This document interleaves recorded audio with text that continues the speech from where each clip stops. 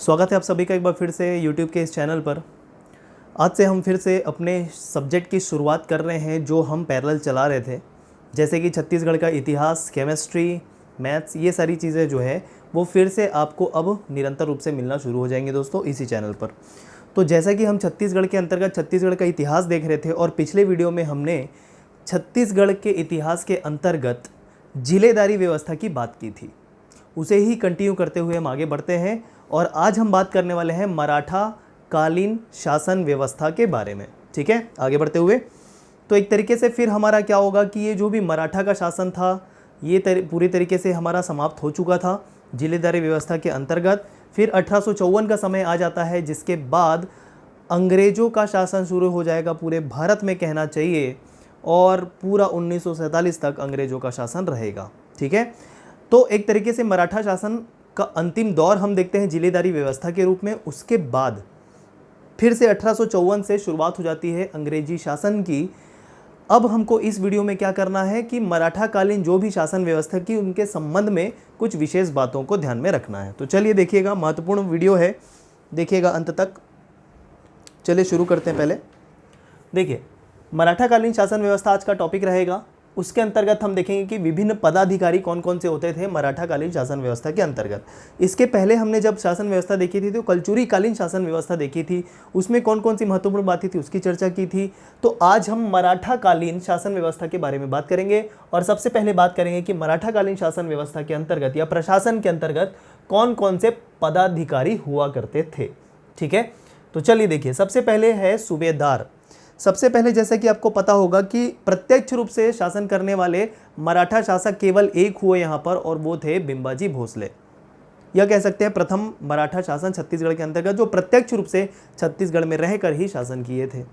उसके बाद क्या हुआ कि उसके बाद नागपुर के जो भी मराठा शासक होते थे वो छत्तीसगढ़ में आकर नहीं, नागपुर में ही रहकर छत्तीसगढ़ की बागडोर संभालते थे किसी अन्य प्रतिनिधि के माध्यम से। ठीक है, तो सूबेदारों की नियुक्ति हुई इस क्रम में, ये भी हमने देखा। ठीक है ना, सूबेदारों की नियुक्ति की गई।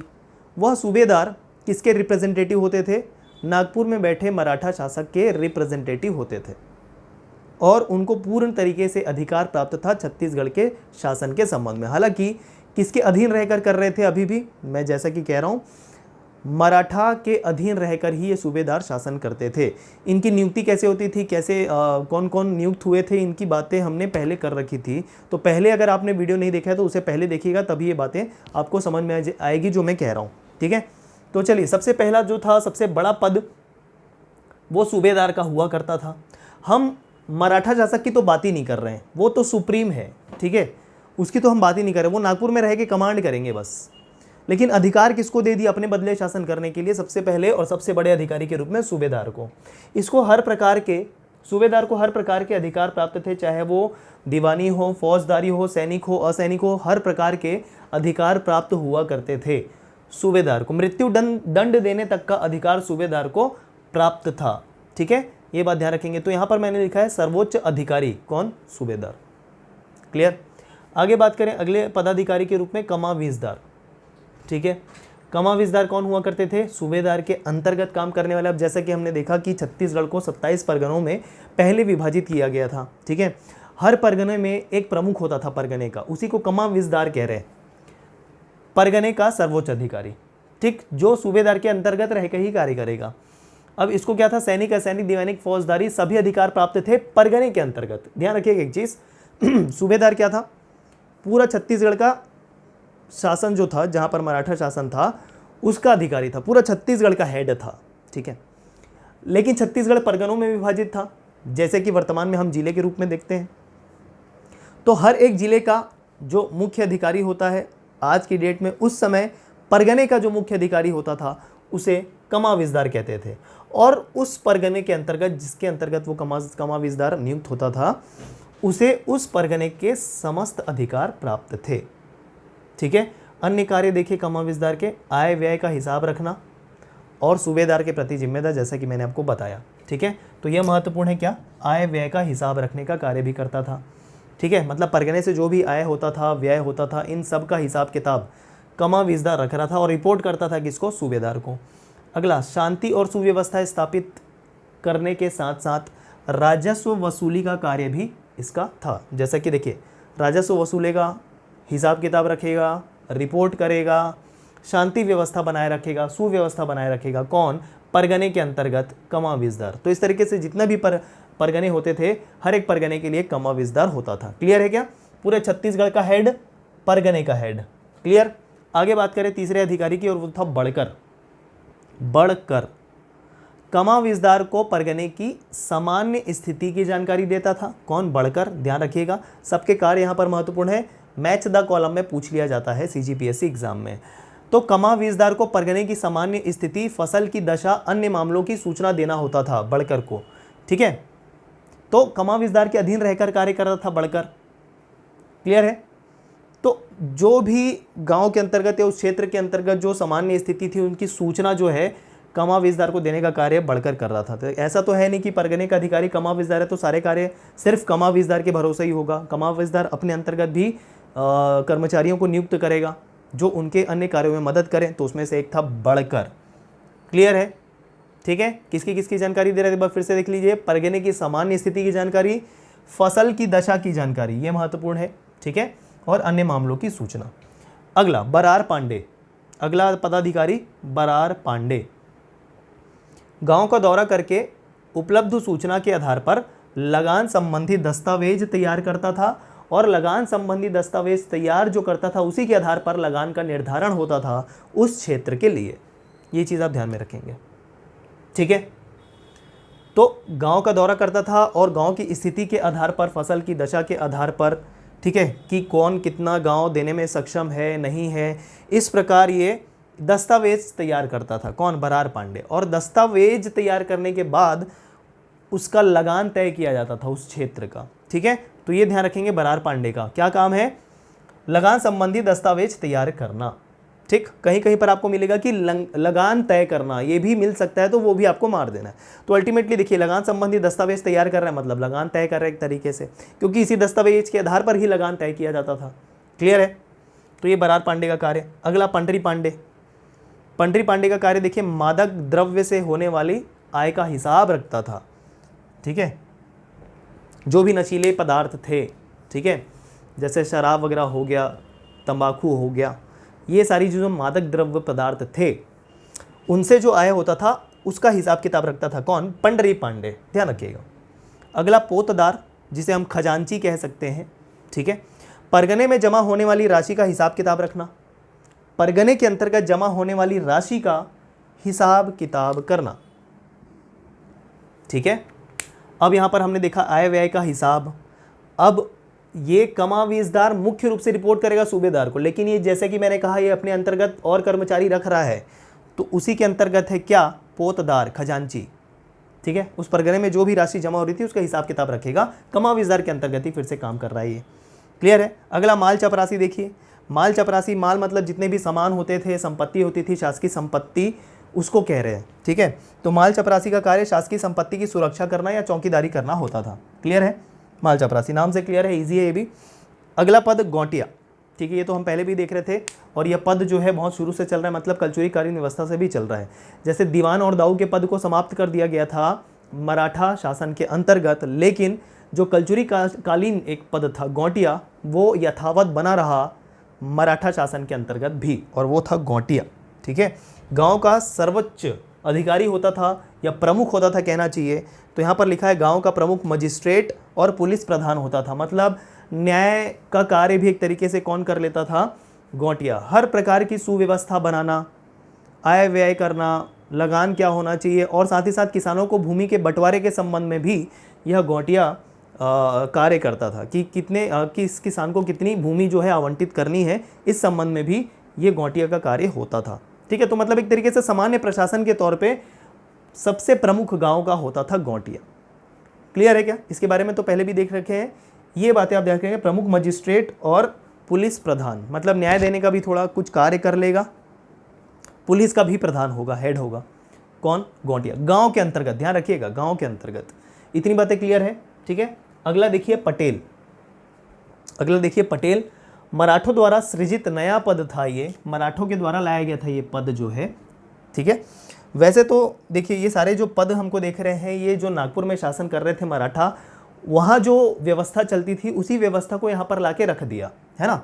लेकिन ये जो पटेल है ये इसी समय छत्तीसगढ़ के अंतर्गत नया सृजित पद था। क्या करता था? भूमि के कर निर्धारण एवं वसूली में सरकार की सहायता करता था। ठीक है, सरकार को सहायता प्रदान करता था। क्या? भूमि के कर निर्धारण और वसूली में। ठीक है, तो ये पटेल का कार्य था। अगला, चौहान ग्राम सुरक्षा में गौटिया की सहायता करता था। जैसे गांव है जो उसको मुख्य प्रशासन अधिकारी कौन? गौटिया। गौटिया के अंतर्गत फिर एक कर्मचारी कौन? चौहान, जो ग्राम की सुरक्षा करने का कार्य करता था। ठीक है, अब एक कोतवाल भी होता था जो क्राइम जो होता था उसको कम या रोकने की कोशिश करता था। कोतवाल, वो तो नाम से क्लियर है, सभी जानते हैं। तो चौहान, आप ध्यान रखिएगा, ग्राम सुरक्षा का कार्य होता था उसका, और गौटिया की मदद करता था वो ग्राम का। इतनी बातें क्लियर है। तो ये मुख्य पदाधिकारी हो गए। कुल 10 पदाधिकारी आपको ध्यान में रखना है, उनके कार्य ध्यान में रखने, मैच द कॉलम में पूछ लिया जाता है। आगे बढ़े, देखिए भूमि कर के अलावा अन्य कर। अब हम बात करेंगे, देखिए 2 प्रकार की भूमि होती थी, एक खालसा भूमि और एक जमींदारी भूमि होती थी। कुछ भूमि जमींदारों के अंतर्गत होती थी, तो जमींदार उस भूमि के बदले कर पटाते थे। और एक खालसा भूमि होती थी जिस पर प्रत्यक्ष नियंत्रण जो है वो मराठा शासक का होता था, उसे खालसा भूमि, मतलब कोई भी केंद्रीय शक्ति के अंतर्गत जो भूमि होती थी उसे खालसा भूमि कहा जाता है। ठीक है, तो अब देखिए कि भूमि कर या जमींदारी कर तो होता ही था, तो भूमि कर के अलावा और कौन कौन से कर या टैक्स होते थे उसके हम देखने वाले हैं। तो देखिए भूमि कर के अलावा अन्य कर कौन कौन से? एक होता था टकोली। ठीक है, पहले भी हमने नाम सुना है। वार्षिक राशि के रूप में जमींदारी कर होता था ये। अब देखिए जमींदारों से ही बहुत सारे कर लिए जाएंगे अलग अलग। तो एक जमींदारी कर टकोली भी होता है, अन्य जमींदारी कर भी हम देखेंगे। तो टकोली वार्षिक राशि के रूप में, देखिए हर वर्ष पटाया जाता था, वार्षिक रूप से पटाया जाता था जमींदारी कर के रूप में। क्या? टकोली। ठीक, एक और मैंने यहां पर लिखा है ओवरी कर। यह भी एक प्रकार का जमींदारी कर ही था, मतलब जमींदारों के द्वारा ही पटाया जाता था ओवरी कर। सिर्फ नाम ध्यान में रखेंगे। ठीक है, यह भी एक प्रकार का क्या था? जमींदारी कर ही था, ओवरी कर। सिर्फ नाम आप ध्यान में रखेंगे। अगला, सायर, आयात निर्यात कर था, मतलब जो भी सामान को आयात या निर्यात किया जाता था उस पर लगने वाला कर कौन सा? सायर।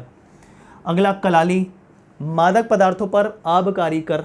ठीक है, आबकारी पर कर किस पे लगता है? जो भी मादक पदार्थ होते हैं, द्रव्य होते हैं, उस पे लगने वाला कर आबकारी कर कहलाता है। ठीक है, जैसे वही शराब हो गया, तंबाकू हो गया, बेसिकली शराब पर ही मेन लगता है। ठीक है, तो कलाली, मादक पदार्थों पर आबकारी कर, नाम याद करिएगा, बहुत ही महत्वपूर्ण है, प्रश्न फ्रिक्वेंटली पूछा जाता है। अगला, पंडरी, गैर कृषक वर्ग से लिया जाने वाला कर। अब गैर कृषक वर्ग कौन कौन सा होगा? मोची हो गए, कुम्हार हो गया, अन्य कोई लेबर क्लास हो गया जो कृषक नहीं है, उनसे वसूला जाने वाला जो कर है वो पंडरी है।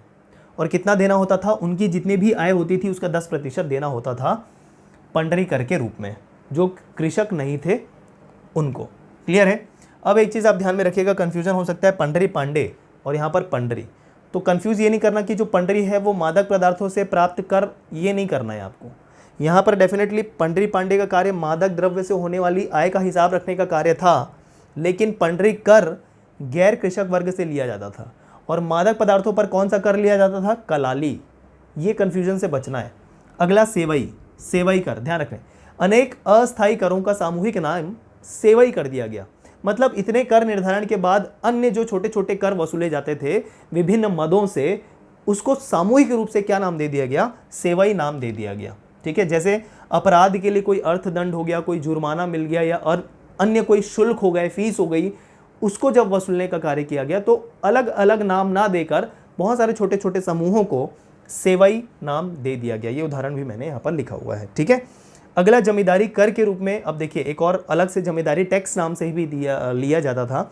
तो जमींदारी टैक्स या जमींदारी कर आयातित अनाज पर, जो भी अनाज आयात किया जाता था उस पर प्रति गाड़ी पर 3 पायली की दर से कर लिया जाता था। ठीक है, एक यूनिट होगी करेंसी की, 3 पायली की दर से कर लिया जाता था जमींदारी कर के रूप में। तो इतने सारे कर आपको ध्यान में रखना है भूमि कर के अलावा। क्लियर है? अब हम क्या बात करेंगे, देखिए मराठा शासन तो हमारा चला है, देखते हैं 1741 के आसपास से शुरुआत होती है, इस तरह से हमने देखा था पूरा, और 1854 तक चलता है। लेकिन बीच में एक समय ऐसा हुआ था जब अंग्रेजी शासन व्यवस्था भी आई थी छत्तीसगढ़ के अंतर्गत, है ना, वो भी हमने देखा था। ब्रिटिश कालीन छत्तीसगढ़, वो भी हमने देखा था। मराठा के अंतर्गत मिली जुली सरकार चल रही थी और एक समय अंग्रेज ही क्या कहना चाहिए कि छत्तीसगढ़ का शासन या बागडोर संभाल लिए थे, रख लिए थे अपने हाथ में, है ना। तो अंग्रेजी शासन व्यवस्था के अंतर्गत, ब्रिटिश शासन व्यवस्था के अंतर्गत कुछ अन्य व्यवस्थाएं थी। तो यहां पर क्या लिखा है, ब्रिटिश संरक्षणाधीन मराठा शासन व्यवस्था, कि ब्रिटिश संरक्षण के अंतर्गत और क्या क्या बातें थी उसको मैं बताने वाला हूं, एक दो पॉइंट। राजस्व संबंधित हिसाब के लिए एक नए पद का सृजन किया गया, उसका नाम था अमीन या पेशकर, ये भी आप ध्यान रखेंगे, ठीक है। अमीन या पेशकर की नियुक्ति की गई राजस्व संबंधित हिसाब के लिए। ये ब्रिटिश संरक्षण के अधीन हो रहा है ये पद जो है।